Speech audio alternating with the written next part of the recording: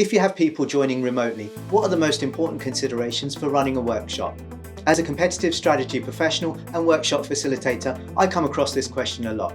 We're seeing a great number of people dial in to live activities taking place at headquarters or meeting venues and expect there to be no impact on how the workshop is delivered. So here are my top 3 considerations for running a successfully blended workshop with participants that dial in. Number 1, adapted agenda and cadence.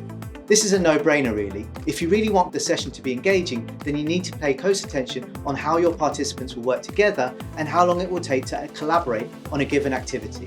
As a good rule of thumb, think what's reasonable and add about 20 to 30% more time. Number 2, balanced participation. Now I don't mean giving everyone an opportunity to speak and listen, that's a given again. But think about how they're going to work together and contribute to problem solving and the challenges that you've set out. You can't have a post-it exercise on the wall in the corner of a room if your colleagues can't see and are struggling to hear you halfway around the world. Adapt your exercises and make it a good experience for everyone.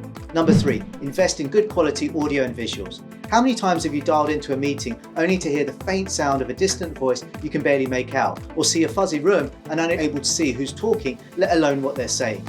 Choose a setup that meets your needs best, or better yet, bring in an agency that can provide it, just like us.